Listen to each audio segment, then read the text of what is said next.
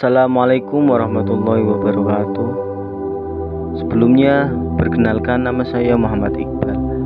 Saya di sini akan mereview film yang berjudul Sense8. Apakah itu Sense8? Marilah kita simak dan jangan lupa like, comment, and subscribe. Pada tahun 2057, matahari sekarat dan semakin lama semakin meredup. Keadaan ini membuat bumi hampir membeku, dan tentunya ini mengancam bumi dan umat manusia. Dalam upaya menyalakan matahari kembali, 8 astronot yang menaiki pesawat luar angkasa yang dinamakan Icarus II ditugaskan membawa bom yang sebesar kota Manhattan. Tujuannya adalah meledakkan matahari dengan bom tersebut supaya matahari dapat menyala kembali. Pesawat ini merupakan upaya kedua dan yang terakhir untuk menyelamatkan manusia, karena Icarus I, pesawat yang sebelumnya yang ditugaskan untuk meledakkan matahari, hilang 7 tahun sebelumnya dengan alasan yang tidak diketahui. Setelah kehilangan kontak dengan orang di bumi karena efek mendekati matahari, petugas Icarus II bernama Harvey menemukan sinyal dari Icarus I saat melewati Merkurius. Karena takut misinya gagal, fisikawan yang bernama Kappa merekomendasikan kepada Kapten Kaneda agar mereka merubah arah dan pergi mencari Icarus I.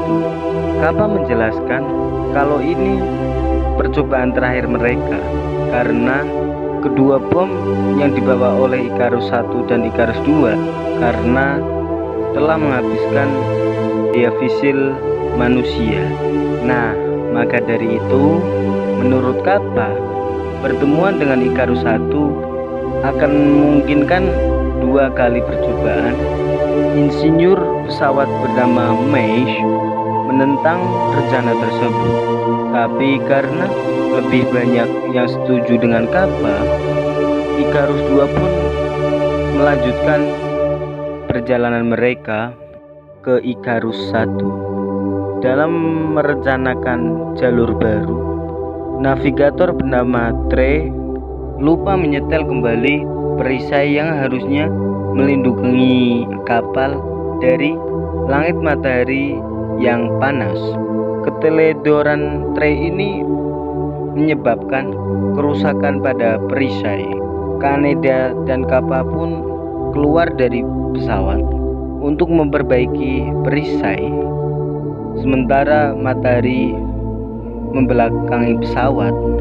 Tapi kebakaran di taman oksigen pesawat yang disebabkan oleh pantulan matahari menyebabkan pesawat secara otomatis menyesuaikan diri dan kembali menghadap matahari. Kappa kembali masuk ke pesawat. Kaneda memperbaiki dan Trey menyalahkan dirinya sendiri atas tewasnya Kaneda dan hancurnya taman oksigen karena perasaan yang bersalah terus-menerus. Navigator yang bernama Sir menilai Trey yang membahayakan keberlangsungan misi. Jadi Sir pun membiusnya untuk sementara waktu. Akhirnya Icarus II menemukan Icarus I dan mereka mengunci pemasang udara yang menghubungkan kedua pesawat tersebut. Kappa, Sir, Harvey menaik ke pesawat tersebut, meninggalkan Cobb yang bernama Casey dan ahli Boraton yang bernama Corazon di Icarus II bersama dengan Trey. Nah, ternyata setelah diselidiki, Icarus I masih menyimpan oksigen dan muatan bom yang masih berfungsi. Tapi sayangnya, komputer pesawat telah disabotase yang membuat pengiriman bom kedua jadi nggak memungkinkan. Mace kemudian menemukan video yang ditinggalkan oleh Kapten Pinbacker, yaitu pemimpin Icarus I yang sangat religius. Pinbacker mengatakan kalau misi tersebut sengaja dia gagalkan. Dia berpikir sekaratnya matahari yang bisa memusnahkan umat manusia ini merupakan kehendak Tuhan. Para anggota Icarus I ditemukan tewas di ruang observasi terkena sinar matahari tanpa memakai jendela pelindung. Nah, tiba-tiba pengunci udara yang menghubungkan kedua pesawat hancur secara misterius. Ini menyebabkan 4 terjebak di Icarus I. Mace menyarankan salah satu anggota tetap tinggal di Icarus I untuk mengoperasikan udara secara keutuhan.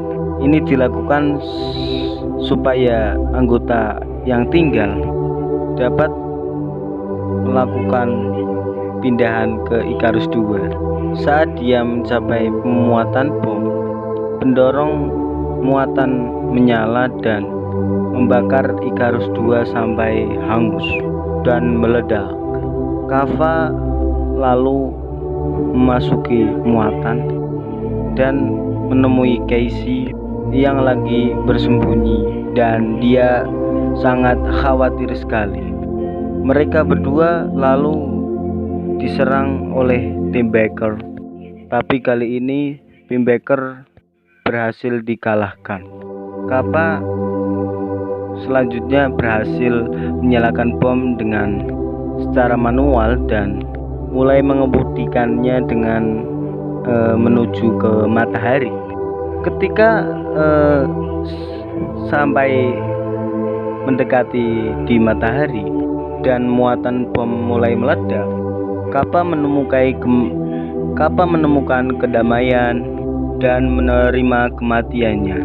Nah, di bumi, tempatnya di pelabuhan Sydney yang udah membeku, saudara perempuannya Kappa mengecek pesannya yang sebelumnya dikirim oleh Kappa pada awal film. Dia kemudian melihat matahari kembali bersinar dengan sangat cerah. Ini menjelaskan kalau Kappa berhasil melakukan misi. Lalu film pun selesai. Terima kasih udah nonton video saya, dan saya aja dari awal sampai akhir pasti banyak kesalahannya, dan saya juga nggak paham yang dimaksud apa, tapi tetap semangat.